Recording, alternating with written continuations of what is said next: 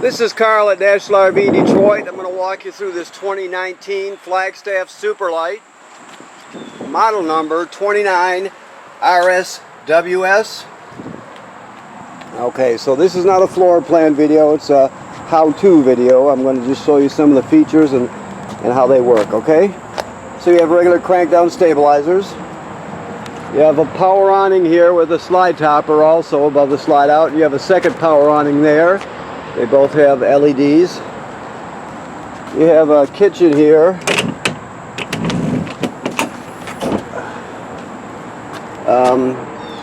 You have a refrigerator, obviously, and then you have this griddle, or this, cooktop.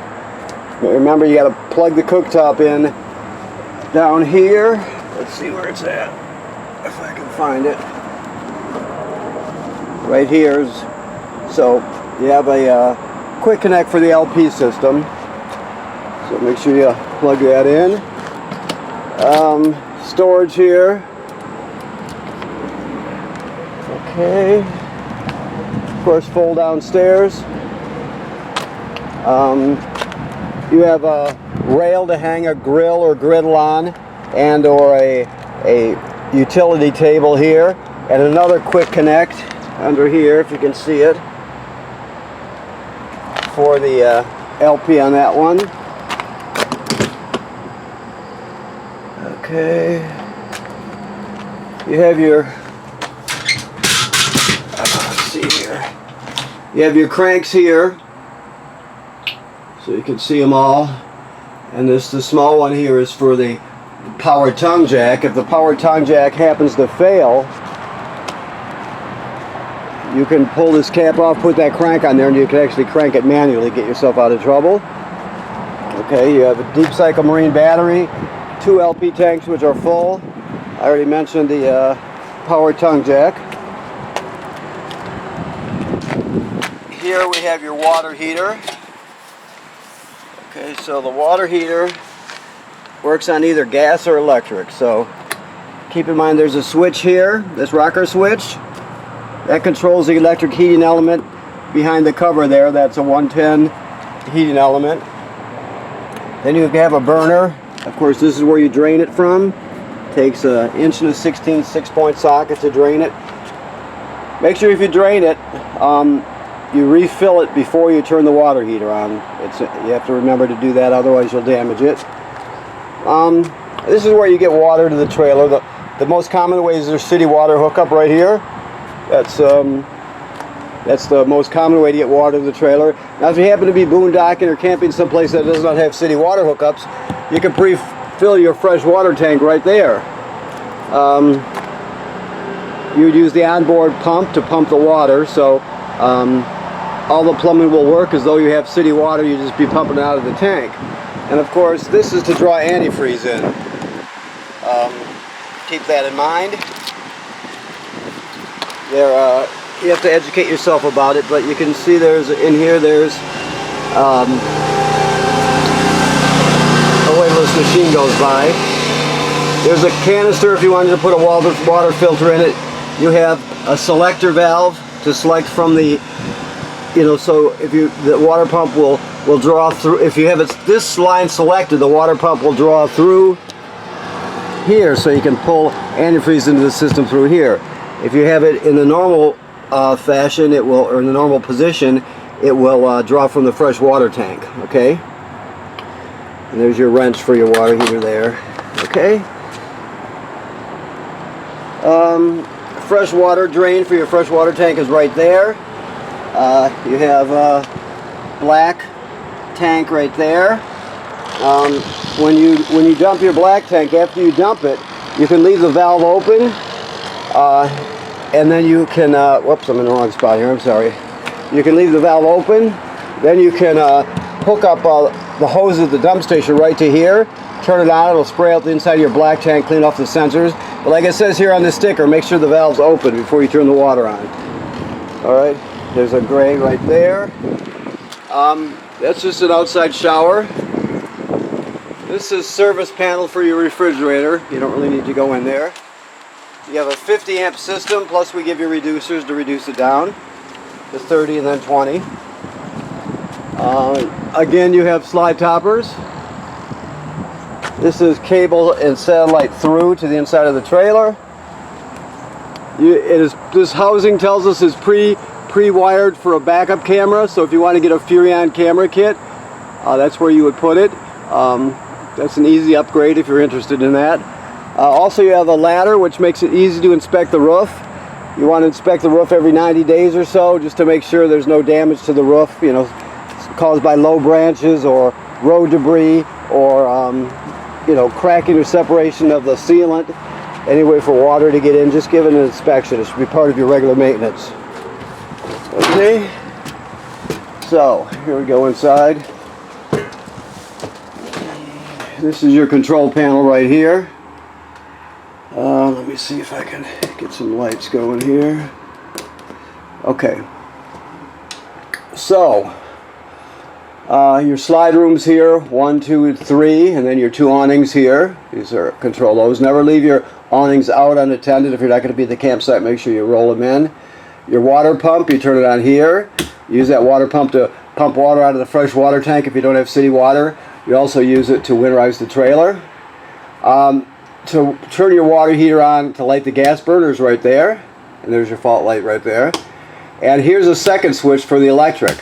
Remember that I showed you that switch is in the lower left-hand corner outside. You want to put that in the on position. And they just have a double safety things because you don't want to run that element without water in it. So always make sure there's water in there. Okay, and then of course your levels all this way. Gray, black, fresh water tank, battery. And this right here is the Wi-Fi Ranger. Wi-Fi Ranger is a digital signal booster for your Wi-Fi system. Basically, it consists of a router and an antenna on the roof. So when you turn that on, you'll go to the all of your phones, all of your family's phones or tablets, and you'll go to Sky4 LTE 6378. You'll know that that's your Wi-Fi Ranger.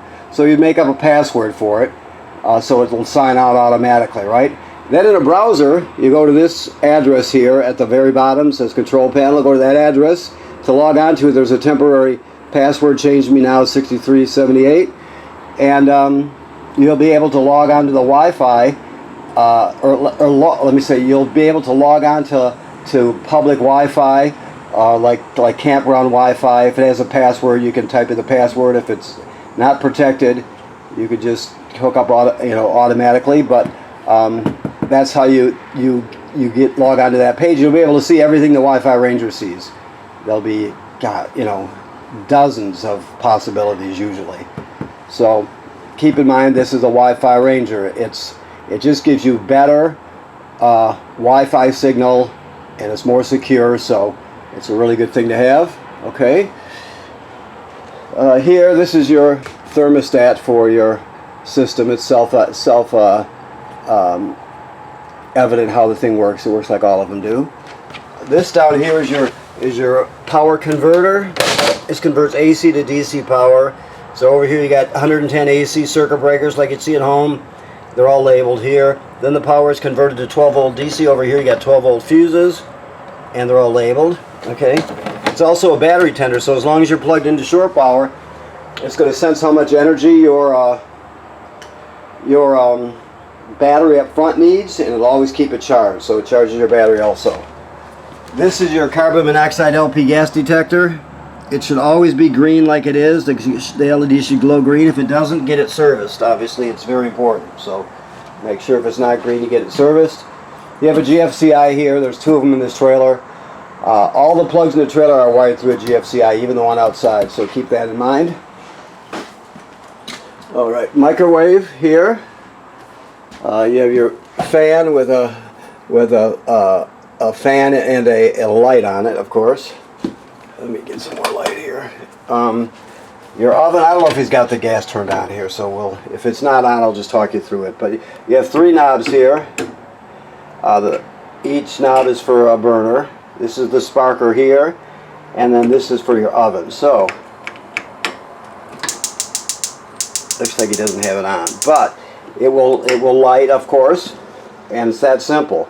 The oven is a little bit different. There's a pilot light all the way at the back on the bottom. Alright, let me see if I can show you. So what you do is you'll go to pilot. It says pilot there. Then you depress it. You keep it depressed during the whole lighting procedure. You light the burner or the pilot light, and after it lights, you keep this depressed for another 10, 15, 20 seconds, long enough to heat the thermocouple up so it'll stay lit. Then you go to operating temperature, right? When you shut it off, the flame goes out, obviously, but so does the pilot light. So you have to relight the pilot light each time you use the oven. Looks like the oven's never been used. We see that all the time. Always travel with this top shut. Okay, your refrigerator's gas absorption, right? So basically, auto electric is where you're going to keep it.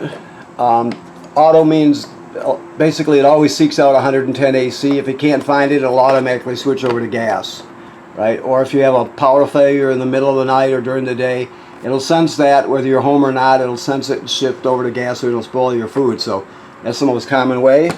Also, right here, this is a thermistor. This is how you. He doesn't have it up all the way here. Just let me see if I can do this with one hand here.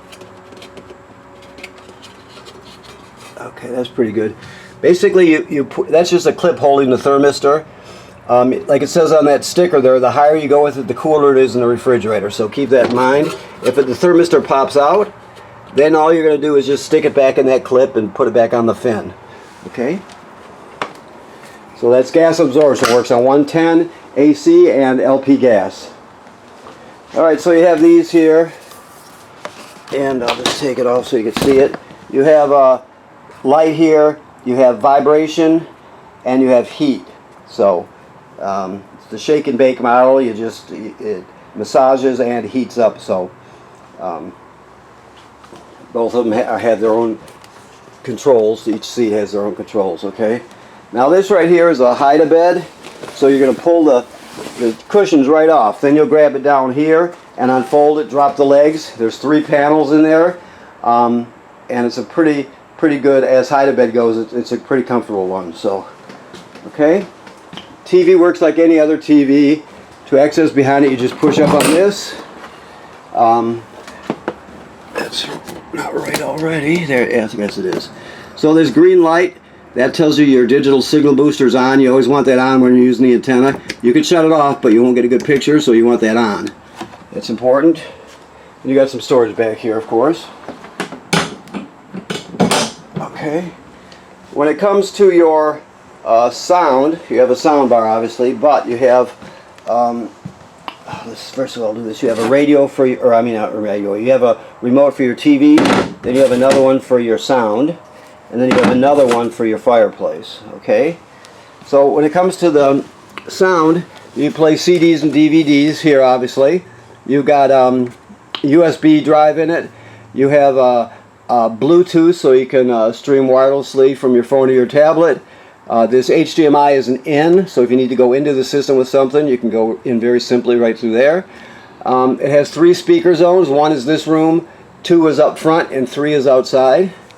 So you have 3 different zones for the speakers. So it does everything you need and then some. When it comes to the fireplace, I don't know if he's got... Oops, I'm pushing the wrong button there. Let me see. Okay, let's see if this works here. There we go. That's your thermostat there. You can dim the fire that way, right?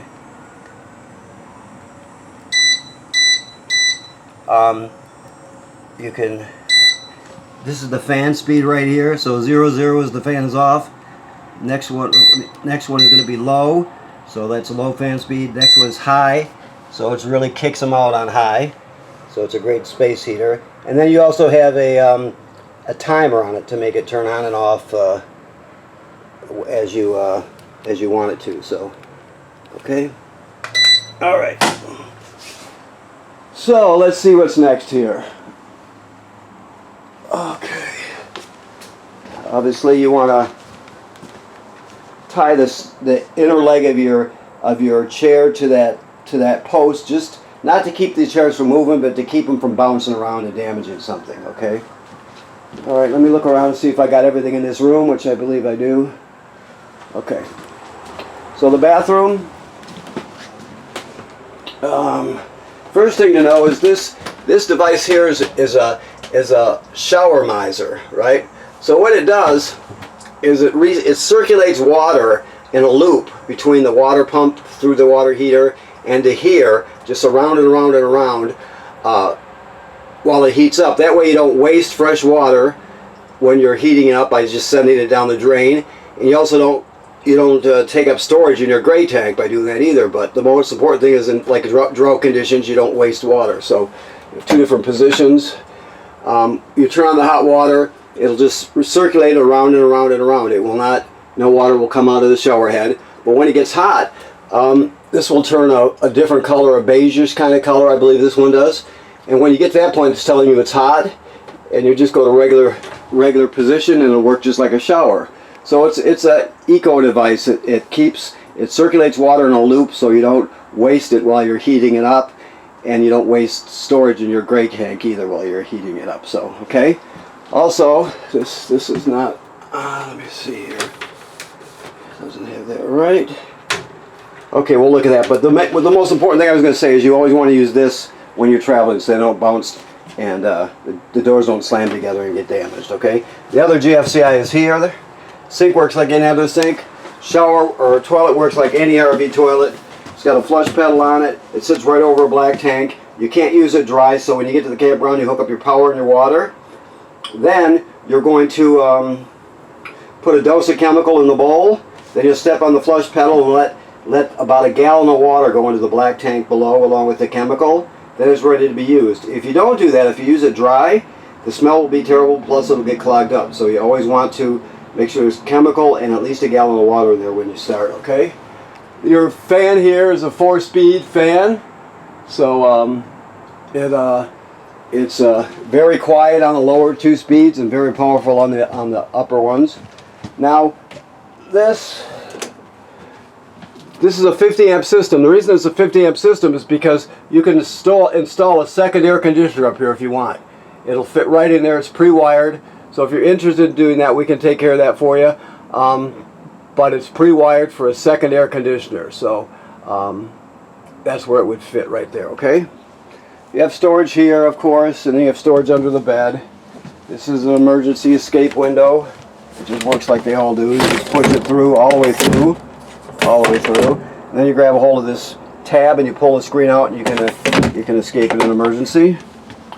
Also, you have hookups for a TV here and a bracket mount. And there's also telling you that for this Wi-Fi, or no, I'm sorry, not Wi-Fi, for this air conditioning, there are some wires behind here that if you want to add a sensor so it can sense the temperature up here once you get the AC in there, okay? That's what that is. They've got kids things on here, so you can just pull them off if you don't want them. Okay, so let me look around. I think we've got it all. Yes. Okay, yep. Okay, so I want to thank you for purchasing your trailer here at National RV Detroit. Please remember what I said about inspecting the roof. You want to do that, and it should be part of your regular maintenance every 90 days or so. Right now, there's no antifreeze in the system. It's been replaced by fresh water. So the water system is filled with fresh water. The water heater tank is full, and it's in camping mode. The valves on the back are in camping mode, so you're all set. Remember, if you drain it to let the water out, and so it doesn't smell all skunky in between trips, that's fine. Just make sure you refill it before you turn it on. Okay? Thank you very much.